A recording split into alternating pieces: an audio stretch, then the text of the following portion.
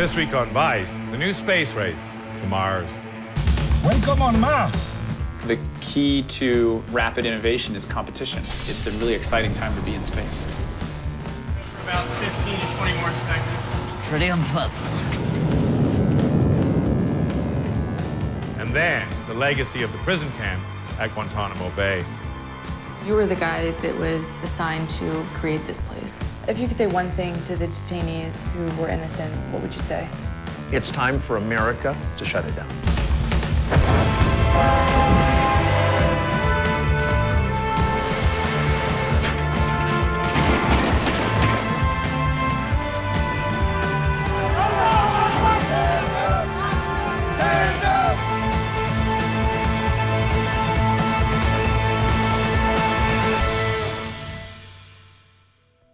When scientists confirmed in 2015 that there's liquid water on Mars, it raised the possibility of actually moving human life to the red planet. What kind of future do we want? Do we want a future where we are forever confined to one planet until some eventual extinction event, however far in the future that might occur?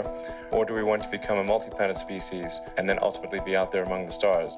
Today, scientists, entrepreneurs, and even volunteers are racing to find ways to make this colonization a reality.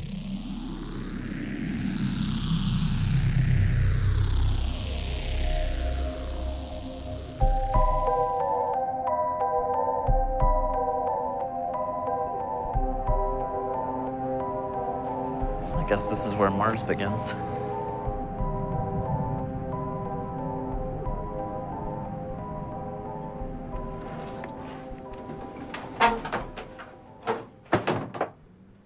There, I'm Susan Jordan, the commander of the crew. Welcome you into our planet Mars. Thank you. Welcome you, and you're now in our airlock. So we're going to put you through a 1-minute recompression. Okay. And then we'll allow you into our HAB. Okay.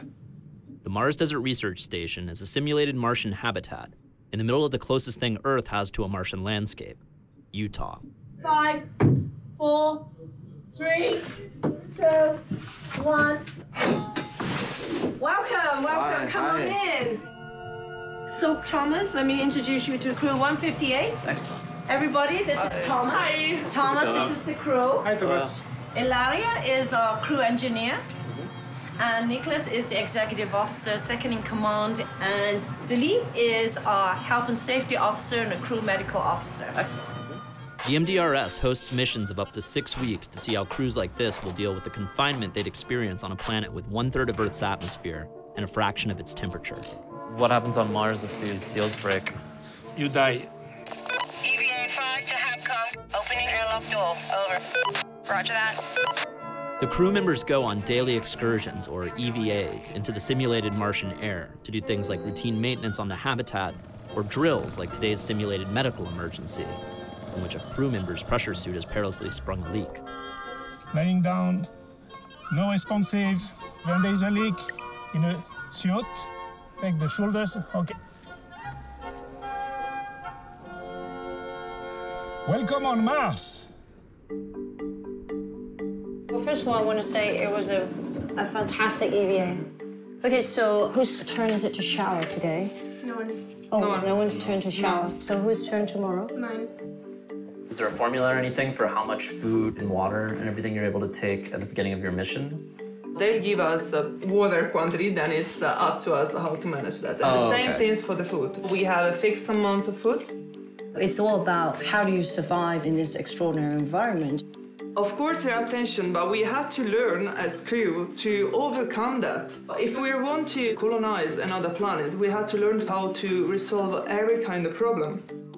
While the effects of extreme isolation on group psychology is the big experiment of the MDRS, each of the crew members has their own experiments to work on in their particular fields of study, as actual astronauts would do on Mars. This is the chemical workstation. Different soil samples, as you can tell, right? So we got those. And Emmy's using her feces and urine for her plants. Okay. Philippe Souvestre is a former test pilot for the French Air Force and physician who specializes in neurophysiology and aerospace medicine. This is biophotonics. Yes. Intranasal light therapy? Yeah. So this is a photonic stimulator. Biophotonic relates to preventative application of physiological deterioration using light. It's very exciting. It is.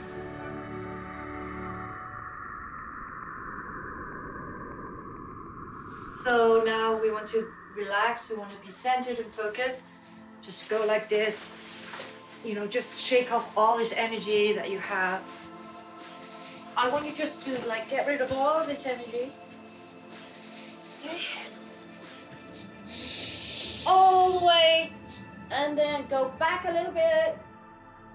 I want you all to be very calm, and I want you to think about the tension in your body. Focus on it, and then just let it go. While the Mars Society may look like glorified LARPing, it's actually a legitimate feeder program to other analog research experiments run by actual space agencies like NASA. NASA's current Martian mission is called the Orion program, which will use the state-of-the-art Space Launch System, or SLS, to break free of Earth's gravity and penetrate deep space, where Mars lives. Gary Lyles is the head design engineer of the SLS, currently being developed at the Marshall Space Flight Center in Huntsville, Alabama. Does it feel like there's a new kind of energy in NASA? It's the busiest that we've been since the early shuttle. We're focused on a destination. We're going to Mars. And a Mars mission drives a much larger vehicle than anything that we've ever done before. And going into deep space takes a lot longer. You don't want to strap the crew into something really small, and it's got to be living space, right? I've been with NASA for 40 years, and we now have a team that, it's one of the best teams I've ever worked with. The SLS is being assembled at a huge warehouse in Louisiana, where NASA built the original Saturn rockets that took us to the moon. The facility is also working on the Orion capsule, which will sit atop the SLS rockets and carry the most valuable payload of all, human life. Orion is part of NASA's human exploration program. The pressure vessel behind me, we built for the mission we call Exploration Mission 1. Orion will travel farther away from the Earth than any spacecraft has ever done before. Our goal is to return humans beyond Earth orbit, and that will happen in 2021. You're in the home of the world's most powerful rocket built to date. To give you a sense of scale, that barrel panel is about 22 feet tall, and the hydrogen tank has got 5 of those things welded top to bottom, so it's an enormous structure. One of the big things that's come really recently is additive manufacturing. Basically print parts, right? We can now print high-strength metals. The next technology that will be inserted as we evolve this vehicle will be composite structures, carbon-lined plastics, which will take a lot of the weight and cost out of the aluminum structures that we're building today. And that percentage of new technology is going to increase over time as we evolve this vehicle, and that's all going to drive the cost of this system down. As the vehicles that will take man to Mars are being tweaked and tested, NASA is also running human endurance tests a la the Mars Society, albeit with much higher tech. At Johnson Space Center in Houston, home of Mission Control and the Astronaut Corps, they're building space-ready equipment to keep astronauts healthy and sane on long trips away from Earth's gravity. This is going to be mission control for the Orion missions, and they're talking about 2030s for that mission. That probably means 2039. We basically made it from like first manned flight to the moon in 8 years. Yeah. Why does stuff take longer these days? Money. We had 4% of federal spending during Apollo. 4%. Right now we have 0.4% of federal spending. So we're getting 1/10 of the money, and we have to go 1,000 times as far. You know, progress is not going to be super quick. While NASA's budget has been slashed by every president since Nixon, the private sector's awash in billionaires, all competing with each other to be the first businessman in space.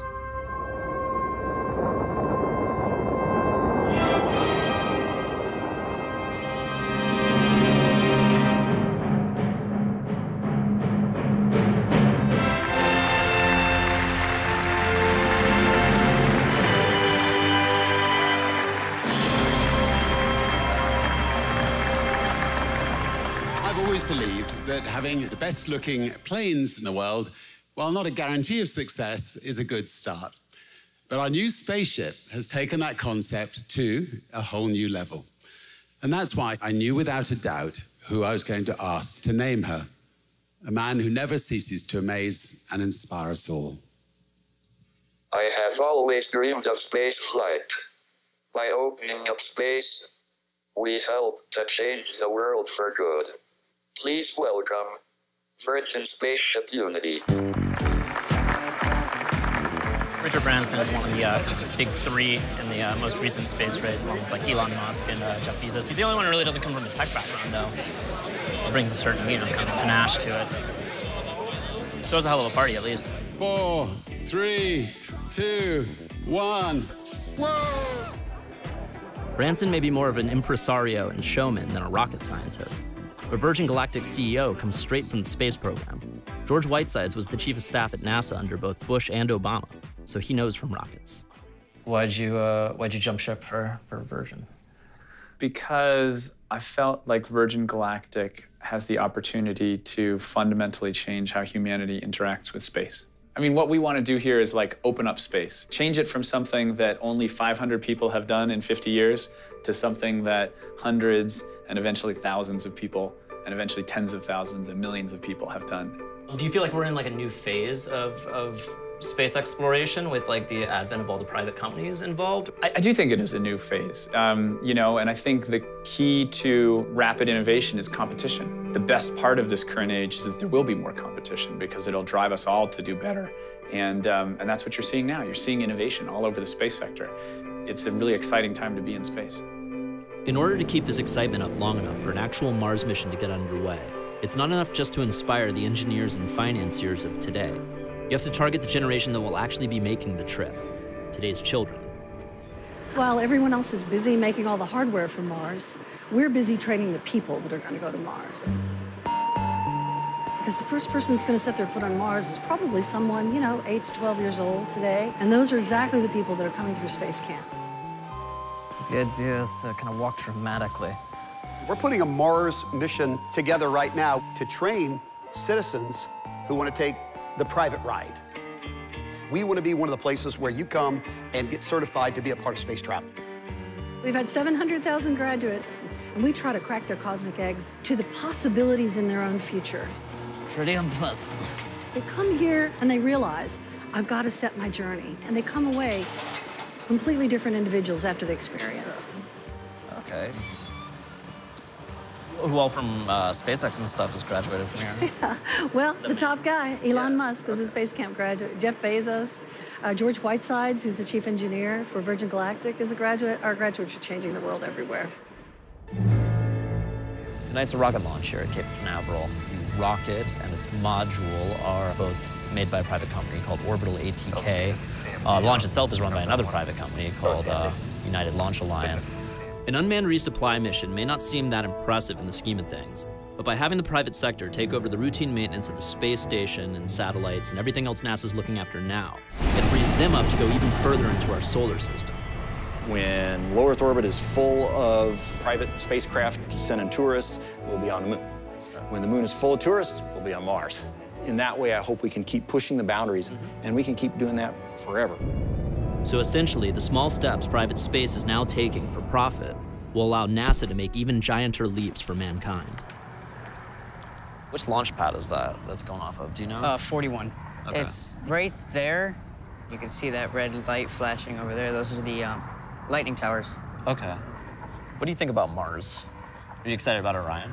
I'm hyped for Orion. Yeah? They say that kids now ages like 10 to 15 will be the ones landing on Mars going to asteroids in this time frame. I want to be a part of building the rocket and everything. Minus 10, 9, 8, 7, 6, 5, 4, 3, 2, 1.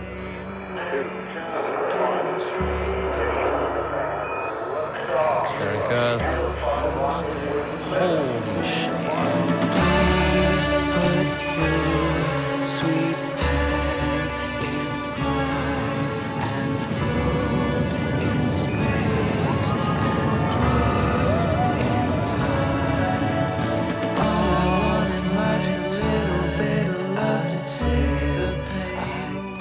Humans to be able to settle on another planet one day. Do you think it'll happen in your lifetime?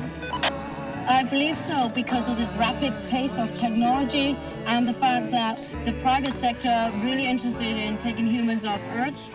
Now people are talking about Mars and humans to Mars. I think that's what excites me too.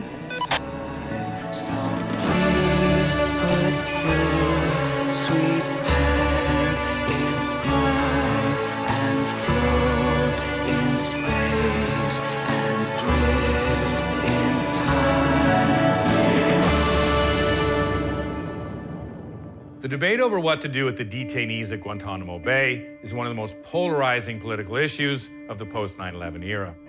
On the one hand, President Obama argues that keeping the camp open gives terrorists a powerful recruiting tool. But on the other hand, opponents in Congress argue that it's too dangerous to release the inmates, even if we can't convict them in court. But 14 years after Gitmo opened, what happened behind its walls is only now slowly coming to light.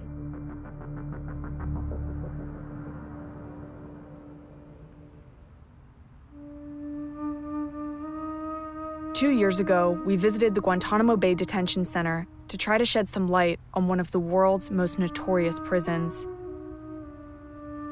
So this is the entrance to the Camp X-ray. So when they brought the detainees from the War on Terror, they would bus them in right here. Were they all Muslim? I don't have that information. I really don't. After military personnel deleted parts of our footage each night, closely regulated what we could and couldn't shoot, and avoided relevant questions. Are you able to tell us what they're in here for? No, I cannot tell you that. We quickly learned that if you want to learn more about Guantanamo Bay, the last place you go is Guantanamo Bay. But we were able to get some answers from the man who actually built it, retired General Michael Leonard. So you were the guy that was assigned to basically create this place? Yes, I was assigned to create Guantanamo and build the first 100 cells and do all of this within 96 hours. We took down every non-essential fence and essentially made 8-foot by 8-foot cages. Yeah, it looks like a zoo, pretty much. Pretty much, yeah. It's not a pretty place. What was it like when the first detainees arrived? We flew them in on a C-17. We ferried a school bus with the windows blacked out and the seats taken out, put the detainees on the school bus. They had not had any opportunity to use facilities, so most of them were wearing diapers. It was pretty stark. You have to understand, these people were captured on battlefields. They're warriors. They have the capacity and the potential for violence. After 9/11, as a country, we were angry. Some of us were frightened. And we wanted our leaders to do something. This was something. And then I started looking for the documentation. In some cases, we received pretty good documentation that individuals were really bad guys. So we had some that were the worst of the worst. We had others that showed up with almost no documentation whatsoever. And so what was that moment for you when you realized? I think it wasn't a moment. It was just a gradual recognition that, you know, all of the facts weren't adding up. Yeah, it wasn't a moment. It wasn't one of these aha epiphanies or anything like this. And I'm not smart enough for that. It was just simply, you know, putting together all the evidence and data we had and saying, okay, we do have some bad people down here. There's no doubt about that. But we also have a bunch of people here that shouldn't be here. Of the roughly 780 detainees sent to Guantanamo Bay, only 30 have been charged, and of those, only 8 have been convicted, and 2 of those convictions were overturned. Over the last 14 years, the U.S. has released hundreds of detainees to 58 countries scattered around the globe. And while it's impossible to verify the facts surrounding their time at Guantanamo Bay, we wanted to give some of these detainees a chance to tell their side of the story.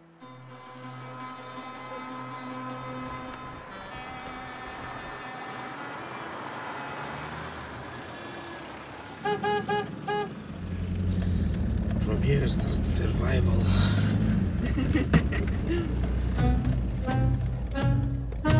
Zakir Assam was one of the first prisoners at Guantanamo Bay.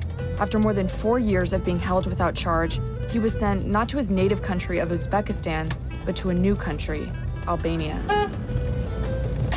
They walk first and then look.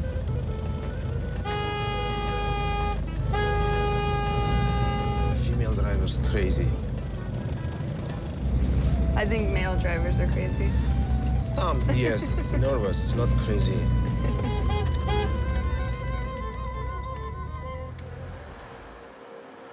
Zakir invited us back to his home, where he told us his account of how an electrician from Uzbekistan ended up at Guantanamo Bay. I was born in Uzbekistan, and I used to work Northern Alliance, and I was providing the electricity. And when the US started bombing Kabul, and we were captured by opposite militant groups, and they sold us. To the US? To the US. For $5,000 USD. And that was the beginning of journey. The common perception is that detainees were captured by US forces, but in reality, most of them were captured by Afghan and Pakistani forces in the midst of a controversial bounty program. Airdropped flyers offered thousands of dollars for any suspected terrorist delivered to the Americans. We have leaflets that are dropping like snowflakes. Not surprisingly, part of the local population began to turn on itself for the cash. I was absolutely tied up. They put goggles, they put earplugs, big one. You don't hear anything, you don't see anything. The US Army started taking detainees and changing their uniform to orange. They took me to Guantanamo. While what happens to the prisoners inside Guantanamo is severely restricted to the press, in Doha, we met with an Al Jazeera journalist who experienced the conditions in the camp himself. Sami Al-Haj was working in Pakistan when he says he was wrongfully detained.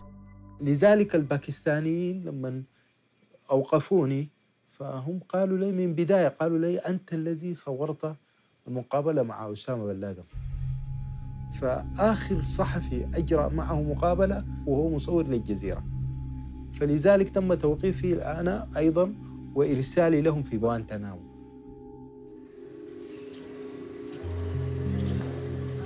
Here you will find my story. This is my return ticket. I'm supposed to use it to return back to Doha. And actually I didn't use it. And this is the close when they released me. What the US government didn't know when they detained Sami is that he would eventually use his standing as a journalist to share every detail of his mistreatment with a global audience. ما كانوا يعرفوا أني صحفي. فقط يعرفوا بأني شخص تم إلغاء القبض عليه أنا إرهابي. لذلك كانت المعاملة سيئة للغاية جدا. استعملوا وضعوا أيديهم في مناطق حساسة من جسمنا. كان في ضرب، كان في استعمال كلاب. يعني يستطيع أن يمنعك من النوم، يستطيع أن يجردك من ملابسك، يستطيع أن لا يقدم لك طعام، يستطيع أن يمنعك من أي شيء. Released detainees consistently claim that guards exposed them to this kind of brutal treatment. They were taken right from the fire of the war to serve in Guantanamo. Their anger was still fresh. They were using their angers there. What do you expect? In the years since 9/11, we've seen what that kind of anger can lead to, as images of horrific mistreatment of prisoners in US detainment facilities have flooded the news media. When I asked, they said, this is not torturing. This is making you calm down, that's all. I was, how to say, aggressive. They were not aggressive. Torturing me, punishing me, they were not aggressive. I was aggressive.